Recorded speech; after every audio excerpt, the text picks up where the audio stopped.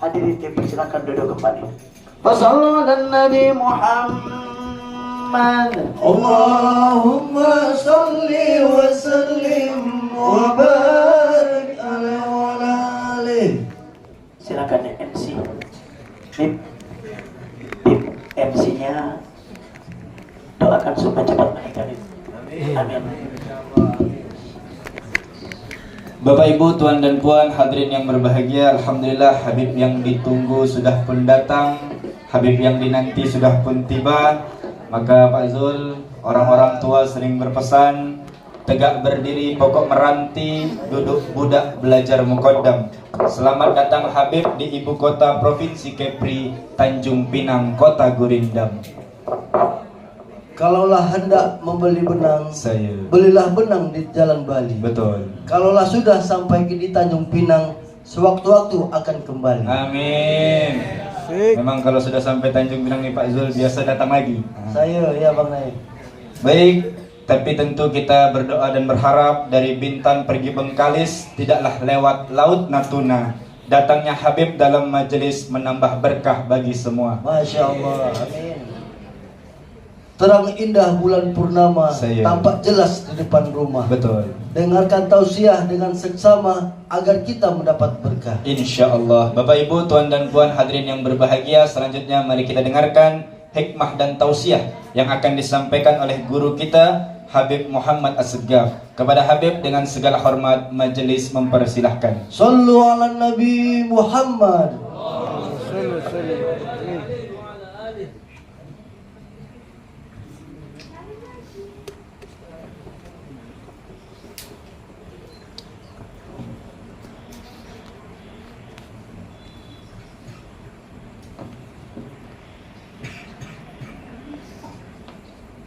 Assalamualaikum warahmatullahi wabarakatuh. Waalaikumsalam warahmatullahi wabarakatuh. Bismillah walhamdulillah.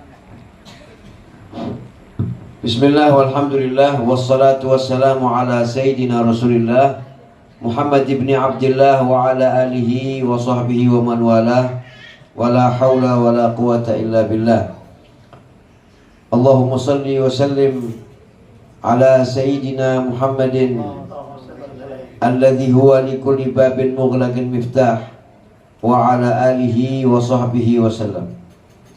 Subhanaka la ilma lana illa ma 'allamtana innaka antal alimul hakim. Rabbi shrah li sadri wa yassir li amri wahlul 'uqdatam min lisani yafqahu qawli wahdi qalbi wa saddid lisani bihaqqi Muhammadin sallallahu alaihi wa alihi wasallam.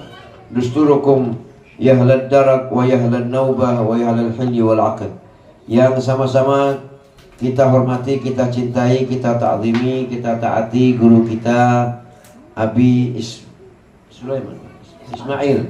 Mata'anna Allah bituli hayatih. Mudah-mudahan beliau diberikan panjang umur, sehat walafiat, diberikan kemudahan di dalam hidupnya, dilindungi keluarganya, sehingga bisa terus membina kita umat Nabi Muhammad SAW ke jalan yang diridhai oleh Allah Subhanahu wa taala. Tak lupa pula Sahibul Bait Haji Abdul Aziz yang selalu semangat dan giat di dalam mendukung dakwah Nabi Muhammad SAW. Para sepuh, para sesepuh, para alim, para asatid, wabil khusus saudara saya Habib Sabri bin Muhsin Al-Habsyi, hadirin dan hadirat sekalian, para pecinta Nabi Muhammad SAW. Alhamdulillah, malam hari ini kita dikumpulkan oleh Allah Subhanahu wa taala dalam forum silaturahmi dengan mengadakan pembacaan maulid tadi. Yang tadi sudah dimulai dengan baca maulid di malam Jumat. Membaca salawat kepada Nabi adalah salah satu daripada anjuran Nabi Muhammad SAW. Beliau berpesan agar kita memperbanyak aktsirus salatu alayya, berbanyaklah salat kepadaku ya, pada malam dan hari Jumat. Alhamdulillah kita melaksanakannya. Mudah-mudahan dengan salawat yang kita baca ini Allah mengampunkan dosa kita. Karena dosa inilah pangkal segala petaka. Orang malas ibadah karena dosa. Orang enggan berbuat benar itu karena dosa. Dosa itu bagaikan beban. Seorang yang memikul beban yang berat tentu jalannya akan sempoyongan. Jalan yang sempoyongan itu membuat orang enggan untuk berjalan. Oleh karena itu beruntung orang-orang yang selalu mencari dan mengharap ampunan Allah Subhanahu wa ta'ala. Manusia tersuci Nabi Muhammad SAW setiap hari tidak kurang dari 100 kali memohon ampun kepada Allah Subhanahu wa ta'ala. Karena ampunan Allah ini menjadi sebab turunnya rahmat. Kalau kita sudah dirahmati, maka akan terbuka segala pintu yang tertutup. Jalan yang tersumbat akan menjadi lancar. Karena Nabi Muhammad adalah kunci bagi segalanya. Hadirin yang dimuliakan oleh Allah Subhanahu wa ta'ala, Nabi Muhammad juga pernah berpesan, "Aqrabukum minni manzilan yaumal qiyamah aktsarukum alayya salatan." Orang yang nanti paling dekat tempatnya bersama denganku di hari kiamat adalah orang yang ketika hidup memperbanyak salawat kepadaku. Dan yang memperbanyak salawat ini, yang bisa memperbanyak salawat ini hanya orang-orang yang cinta kepada Nabi Muhammad. Dan orang-orang yang bisa cinta kepada Nabi Muhammad itu adalah orang-orang pilihan. Tidak mencintai yang baik kecuali yang baik.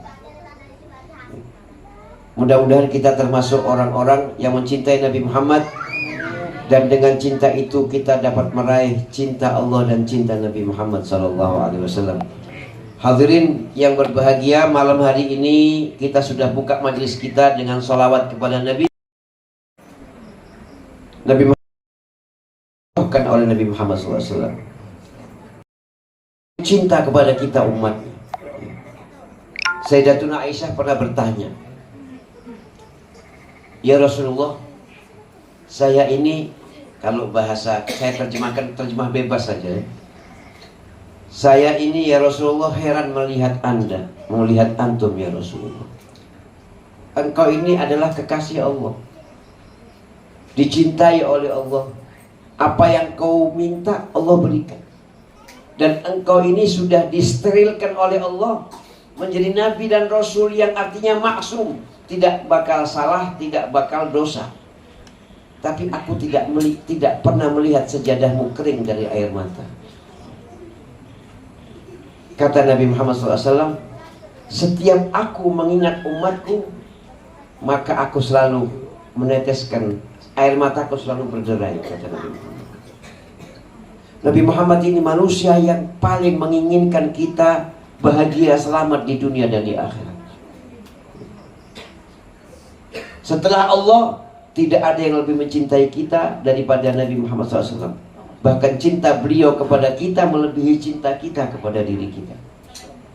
Oleh karena itu beliau banyak memberikan pesan-pesan yang kalau pesan-pesannya ini kita indahkan, pesan-pesan itu akan mengantarkan kita kepada kebahagiaan yang abadi, kebahagiaan di dunia dan kebahagiaan di akhirat. Salah satu pesan Nabi Muhammad SAW yang ingin saya bawakan malam hari ini, yang kita harapkan kita bubar dari sini nggak cuma dapat cerita, tetapi kita mendapatkan manfaat, yang manfaat itu bisa merubah kehidupan kita. Saya berharap kepada Allah Subhanahu wa ta'ala agar Allah memberikan kepada saya keikhlasan, agar apa yang saya sampaikan itu akan sampai ke hati dan akan dapat diwujudkan di dalam perilaku kita sehari-hari, sehingga majelis kita menjadi majelis yang diridhoi oleh Allah Subhanahu wa ta'ala.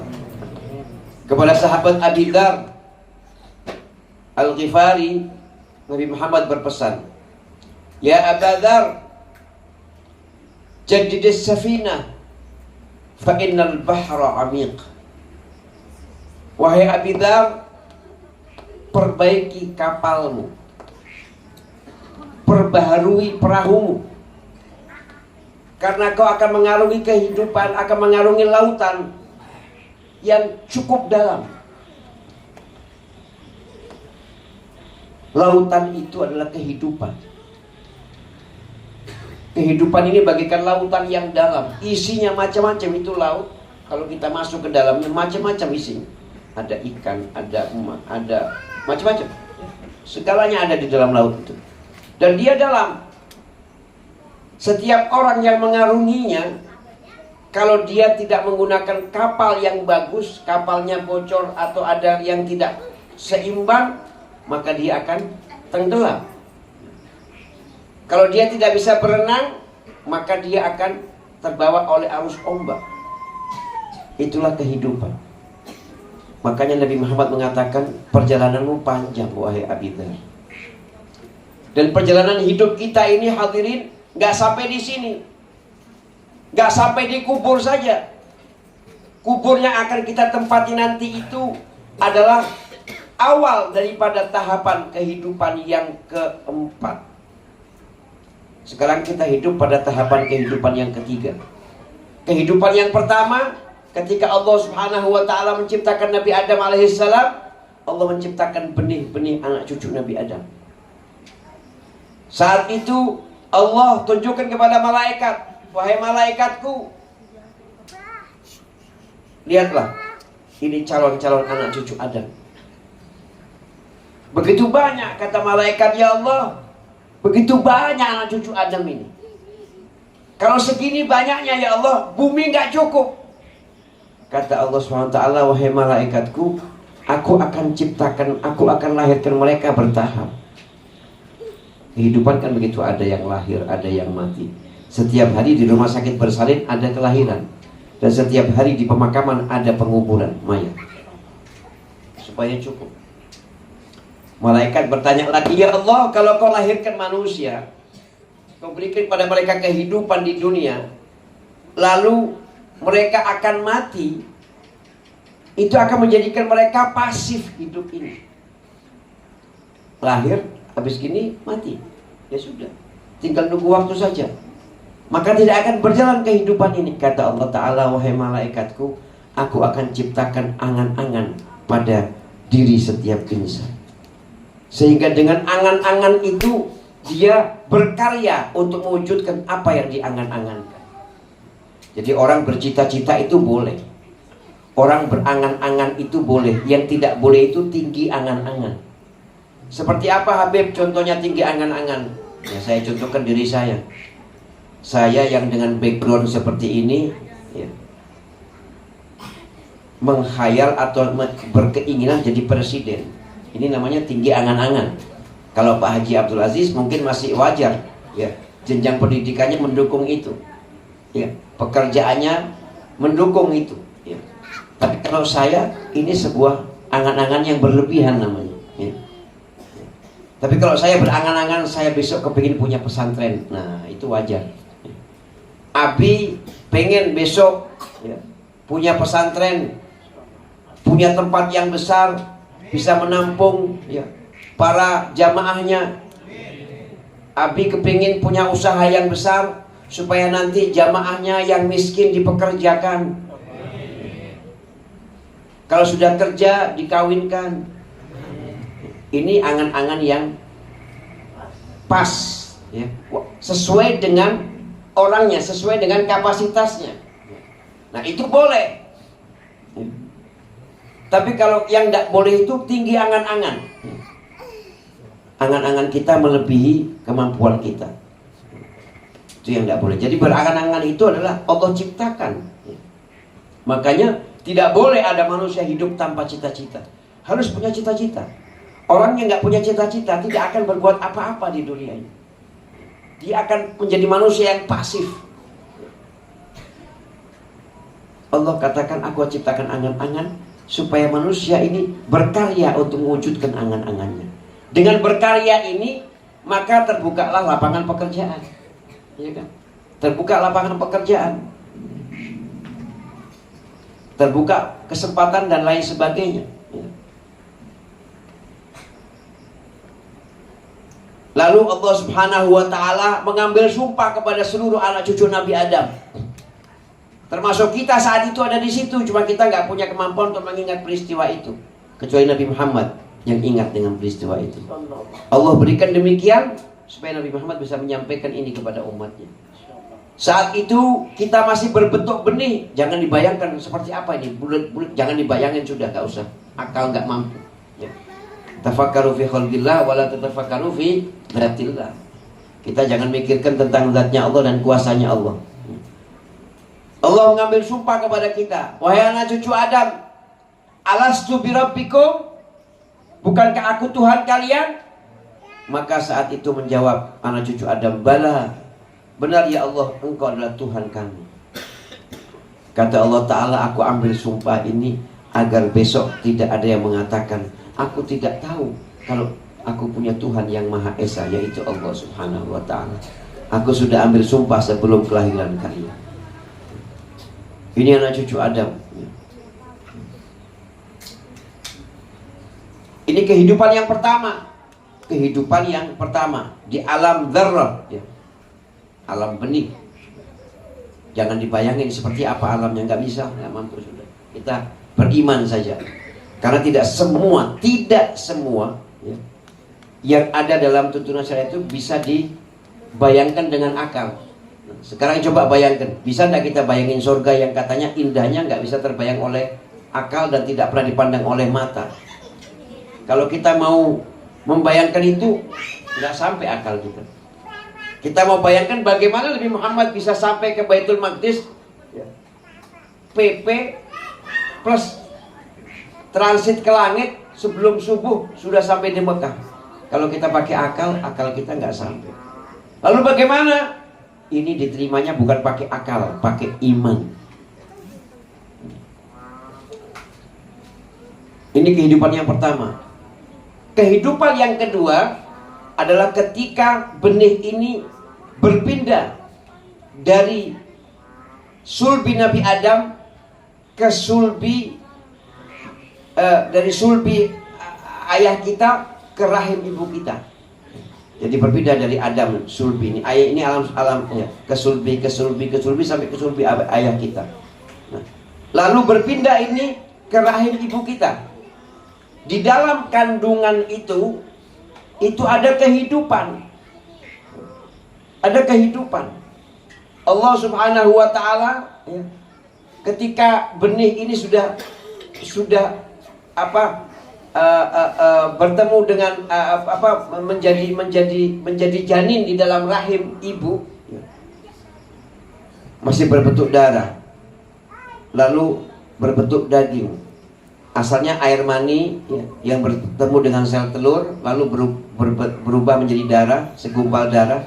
Dari segumpal darah berubah menjadi daging, dari daging berubah menjadi tulang. Wa kasawna idhama lahma. Kemudian aku membungkus tulang-tulang itu dengan daging. Setelah berusia 120 hari atau 4 bulan, Allah tiupkan ruh ke dalam janin ini.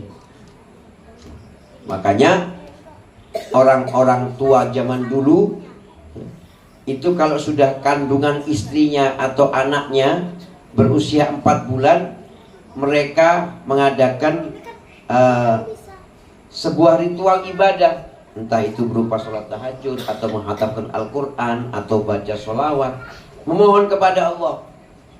Kenapa di usia 4 bulan ketika sudah ditiupkan ruh ke dalam jasad anak ini, bayi ini, Allah mulai tuliskan garis kehidupannya. Para orang tua itu berdoa di situ supaya Allah menuliskan yang baik-baik untuk anaknya ya. Supaya anaknya jadi apa. Makanya Bapak Ibu, kalau kepingin punya anak soleh itu, mulainya bukan ketika anak kita sudah masuk PAUD, terlambat. Berdoanya itu ya, mulai itu anak belum lahir ya, berdoa memohon kepada Allah Subhanahu wa Ta'ala, ya Allah ya, takdirkan anak saya menjadi anak yang saleh, anak saya menjadi anak yang salihah, takdirkan apa yang kita inginkan untuk anak kita, kita mintakan kepada Allah Subhanahu wa taala. Nah, setelah ditiupkan ruh, ini bayi hidup dalam rahim. Makanya wanita yang sudah hamil usia kandungannya 4 bulan, itu bayinya mulai bergerak. Allah ciptakan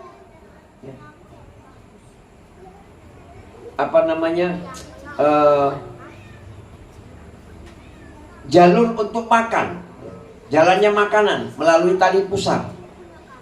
Itu tali pusar Bapak Ibu, dengan kuasa Allah dia membesar sesuai usia bayi itu.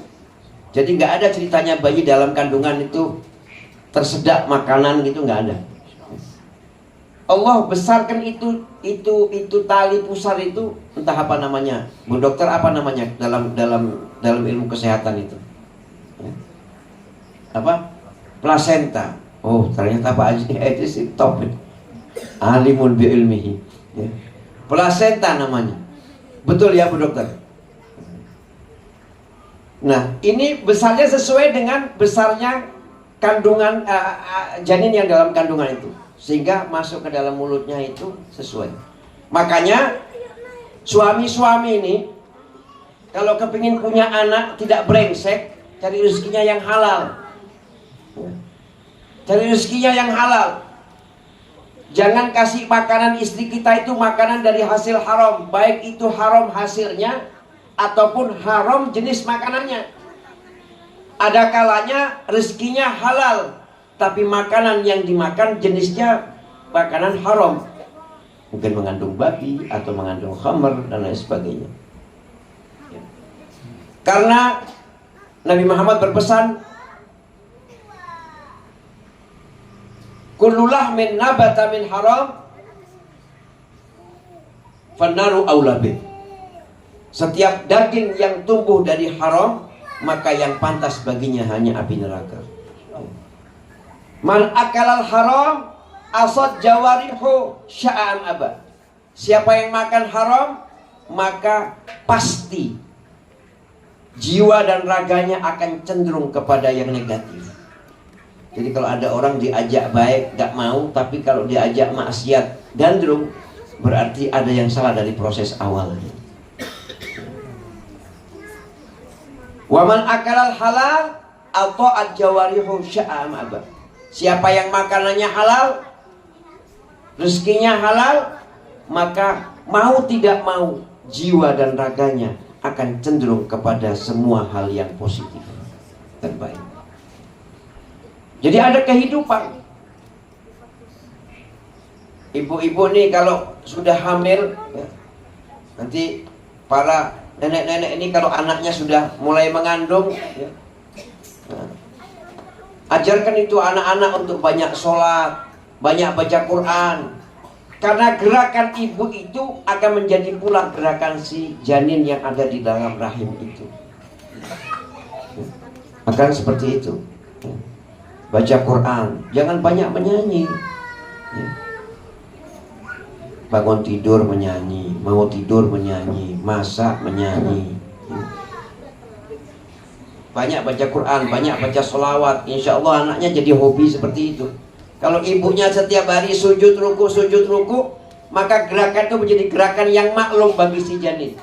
Insya Allah nanti ketika lahir dia senang dengan yang namanya sholat. Ini kehidupan. Sampai janin ini berusia 9 bulan 10 hari. Normalnya begitu. Normalnya seperti itu. Makanya ibu-ibu jangan jadi kayak orang sekarang ya.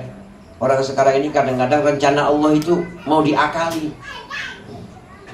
Zaman sekarang banyak orang-orang kepingin anaknya lahir pada tanggal yang cantik. Nggak kepingin anaknya cantik secara zahir dan batin, tapi dia kepingin anaknya lahir di tanggal yang cantik. Tanggal 5 bulan 5 atau tanggal 4 bulan 4 2024. Supaya nanti kalau ulang tahun gampang ingatnya. Ulang tahun yang dibikin. La haula wala quwata illa billah. Ini sekarang semuanya serba ulang tahun. Ustadz diulang tahunin, kiai diulang tahunin, habib diulang tahunin. Dulu kita nggak ada yang begini, macam-macam, ya. Kepingin anaknya lahir di tanggal yang cantik. Allah sudah nakdirkan ini, nanti lahirnya tanggal sekian, mau diakali. Kalau sudah 19-10 hari, kadang-kadang kan kita bisa maju, bisa mundur gitu ya. Kalau sudah tanggalnya gitu, belum nyakitin perut ya. Atau dia milih sama dokter, dok nanti saya kepingin anak saya kalau layak dioperasi, saya nanti maunya lahirnya tanggal sekian, supaya tanggalnya tanggal cantik. Sehingga sekarang ini ya, ruang operasi di bagian obgyn itu padat terus. Selain banyak yang pada punya anak, banyak yang cari tanggal cantik. Allah yahdina wa yahdil jami'. Jangan seperti itu. Serahkan sama Allah. Biarkan dia lahir pada tanggal yang Allah tentukan. Jangan kita ikut menentukan. Nah, ini kehidupan yang kedua. Setelah dia lahir ke muka bumi, dia memulai tahap kehidupan yang ketiga. Saat ini Bapak Ibu, kita sedang menjalani tahap kehidupan yang ketiga.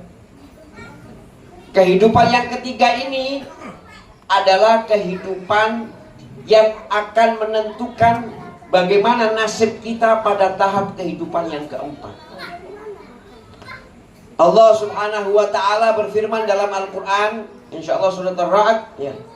I'lamu annamal hayatud dunya la'ibun wa lahwun wa zinatun wa tafakhurun bainakum wa takathurun fil amwali wal aulad kamathali ghaithin a'jabal kuffara nabatuh thumma yahiju fatarahu musfarran thumma yakunu hutama wa fil akhirati 'adzabun syadidun wa maghfiratun minallahi wa ridwan.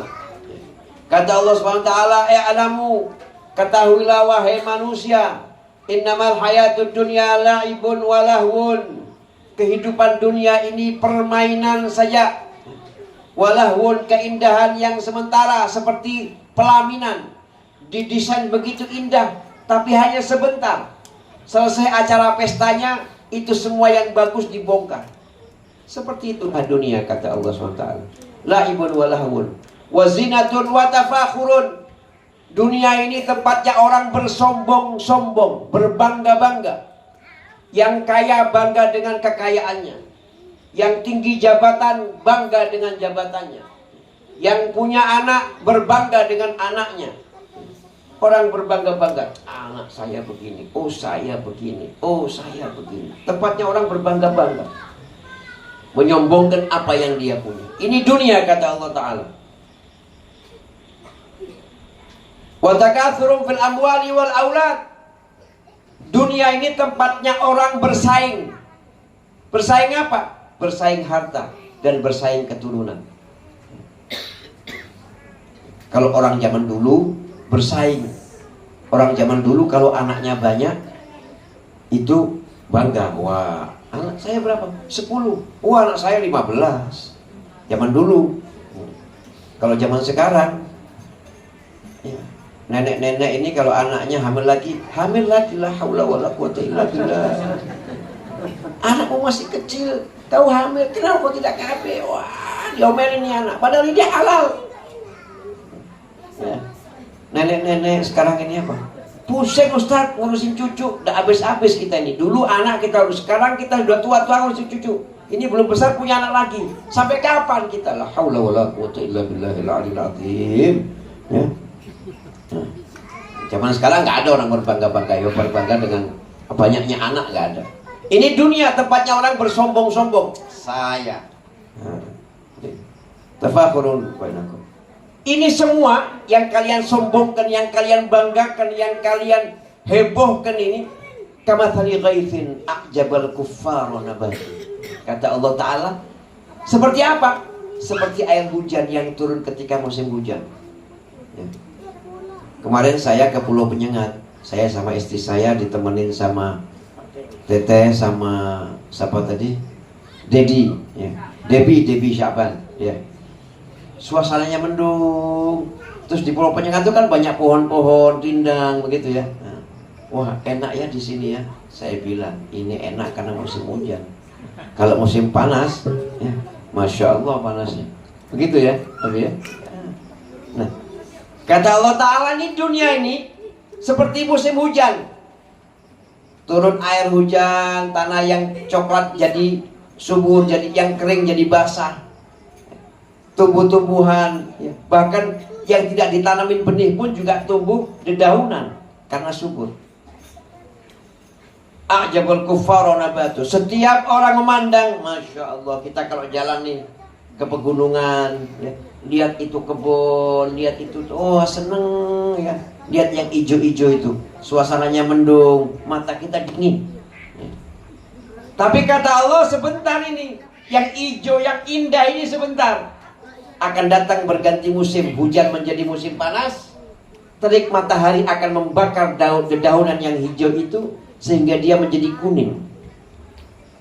Setelah kuning, lama-kelamaan daun yang kuning ini akan mengering. Kamathali ghaithin a'jabal kuffara nabatu thumma yahiju fatarahu musfarran. Layu lalu kering, kemudian thumma yakunu hutama. Setelah itu daun yang kering ini akan berguguran. Daun yang kering kalau sudah gugur, gak ada yang mau mungut, gak ada yang mau mungut, hancur. Seperti itulah dunia, kata Allah Ta'ala. Setelah tahapan dunia ini selesai masanya, kontrak kita dengan Allah sudah selesai, kita akan mengalami yang namanya kematian. Setelah mati, kita akan berpindah dari alam dunia ke alam akhirat. Di alam akhirat ini ada dua pilihan, adzabun syadidun wa maghfiratun minallahi wa ridwan. Di akhirat itu hanya ada dua pilihan, ya kita mendapatkan azab, siksa dari Allah yang sangat pedih, atau kita mendapatkan ampunan dan keridhaan Allah Subhanahu wa ta'ala. Mana yang akan kita dapatkan, mana yang akan kita pilih? Kita nggak bisa milihnya di dunia. Pilihan itu akan ditentukan dengan rapot kita. Apa yang kita lakukan ketika kita di dunia, itulah yang menentukan nasib kita nanti di akhirat. Bisa jadi kita dapat azab, bisa jadi juga kita mendapatkan ampunan dan ridha Allah Subhanahu wa ta'ala. Tergantung apa yang telah kita tanam ketika kita hidup. Ad-dunya mazra'atul akhirah. Dunia ini adalah tempat orang menanam benih. Ad-dunya darul amal wal akhiratu darul jaza. Dunia ini tempat berkarya dan akhirat adalah tempat orang memetik buah. Akhirat itulah tahapan kehidupan yang keempat. Tahapan kehidupan yang kelima, setelah kita melalui hisab, lalu kita berhasil melalui sirat atau kita gagal, akan berakhir yang baik akan berakhir di surga dan yang buruk akan berakhir di neraka. Itulah tahapan kehidupan yang kelima dan itu akan kekal selama-lamanya. Jadi kehidupan ini panjang, kata Rasulullah. Kalau kau ingin mengarungi kehidupan ini, kapalnya dibenerin dulu supaya tidak tenggelam. Wahai Abi Dzar, perbarui kapalmu karena lautannya itu dalam. Wa khudhiz zada kamilan fa inna safra ba'id. Wahai Abi Dzar, kalau kapalmu sudah benar, bawalah bekal yang cukup. Karena perjalanannya jauh. Perjalanannya jauh, bawalah bekal yang cukup sampai tahap kehidupan yang kelima, menghantarkan kamu selamat. Seperti saya katakan tadi, kalau kita tidak punya amal di dunia ini, maka kita akan sengsara di akhirat. Bapak Ibu sekalian, kalau kita lapar di dunia, masih ada saudara kita, masih ada tetangga kita, masih ada kerabat kita. Tapi kalau kita tersiksa di akhirat karena panasnya api neraka, maka tidak akan ada yang bisa menolong kita. Bahkan sebelum itu ketika yaumul hisab, semua manusia bahkan para anbiya angkat tangan. Di hari itu yauma yafirul mar'u min akhi wa sahibatihi wa bani. Di hari itu ya, setiap saudara akan lari dari saudaranya. Kamu urus diri kamu sendiri, saya tidak bisa menjamin saya selamat. Wa sahibatihi wa bani. Setiap pasangan akan meninggalkan pasangannya karena dahsyatnya hari kiamat. Mereka panik. Itu di hari itu. Kalau kita nggak punya amal, apa yang kita harapkan?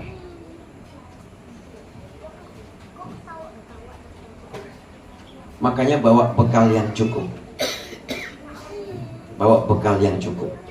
Supaya kita dari dunia sampai akhirat kita selamat. Kemudian wahai Abi Dzar, kata Rasulullah, kalau kapalmu sudah baik dan bekalmu sesuai jarak perjalananmu, khaffifil hamlah, maka jangan kau bawa bekal, jangan kau bawa barang yang kapasitasnya melebihi kapasitas kekuatan kapal itu menampung.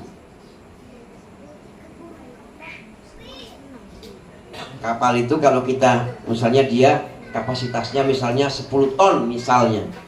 Nah, kalau kita bawa barang yang jumlahnya 12 ton, maka dia akan tidak seimbang perjalanannya. Ketika laut tenang mungkin masih bisa dikendalikan, tapi ketika laut itu ombaknya tinggi akan sulit dikendalikan karena kapasitasnya melebihi kekuatan kapal tersebut.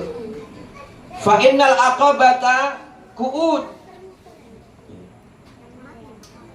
Karena wahai Abi Dzar, kenapa harus bekalnya tidak boleh berlebihan? Jangan kurang tapi jangan lebih bawa bekalnya. Kapalnya nggak mampu nanti. Kenapa? Karena rintangannya banyak. Orang hidup di dunia ini, Bu, ini kita kalau lagi ngaji gini, semangat kita. Nanti pulang dari ngaji, ya, rintangan mulai datang. Baru kita sampai di pintu gerbang Haji Ajis, WA masuk, kelinting. Nah, kita baca WA, hilang tuh ceramahnya Habib Muhammad. Ngomong apa? Iya ya, tadi ngomong apa ya? Bagus tadi ceramahnya itu. Saya tadi mau tak sampaikan sama kamu, tapi saya lupa gara-gara saya dapat WA ini. WA-nya isinya apa? Sidang MK. Sekarang ini nenek-nenek, kakek-kakek ngurusin buat apa diurusin? Sudah biarlah yang mau jadi biar jadi, yang aja sudah serahkan sama Allah. Ini kita sudah kakek-kakek, nenek-nenek, cucunya sudah 17, ya. Masih ribut dengan urusan, ya, copy paste. Baca berita, di copy, kirim lagi, sebarkan. La haula wala quwata illa billah. Lupa itu pengajian tadi apa isi. Nah, rintangannya banyak. Ya. Nanti sampai di rumah ada lagi rintangan, ya, macam-macam dah. Mau sholat tahajud ada rintangannya. Mau ini rintangannya banyak. Nah, kalau bebanmu berat, ya, kalau kita kapal tuh kan ada batu karang, ada ombak. Kalau kita bebannya berat kan sulit mengendalikannya.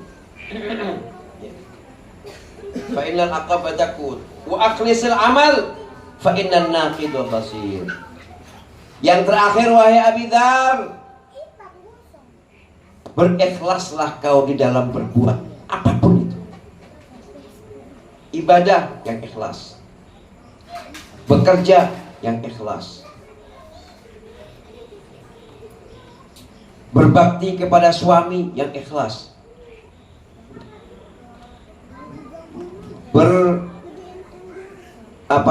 memberikan nafkah kepada anak istri yang ikhlas, mendidik anak yang ikhlas, semuanya harus ikhlas.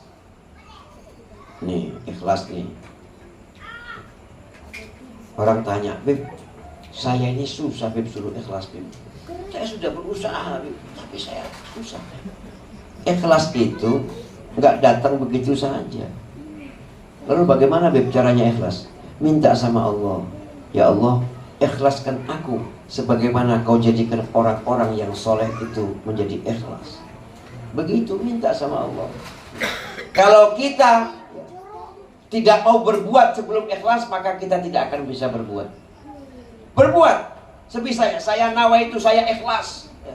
Nawaitu saya ikhlas. Ya Allah bimbing saya. Berbuat, berupaya sekuatnya. Akhlisul amal. Fa innan naqida basir. Kenapa harus ikhlas? Karena kata Nabi Muhammad, nanti ketika kau sampai di pelabuhan akhir tujuan perjalanan, di sana ada bea cukai yang akan memeriksa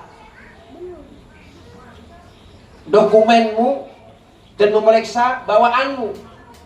Nah, si pemeriksa ini sangat teliti, sangat teliti. Tidak ada satu titik pun yang terlewatkan daripada pemeriksaan mereka. Ini pesan Nabi Muhammad. Satu hadis ini saya bawakan. Ini kalau saya uraikan lagi nanti sampai tengah malam, nggak selesai. Kesimpulan dari yang saya bawakan, bahwa kehidupan ini harus kita jalani dengan bekal yang cukup. Apa bekal yang cukup itu? Bekali diri dengan pengetahuan agama, supaya kita tahu apa yang mesti kita bawa dan apa yang mesti kita tinggalkan. Perjalanan ini panjang. Jangan hidup ini main-main.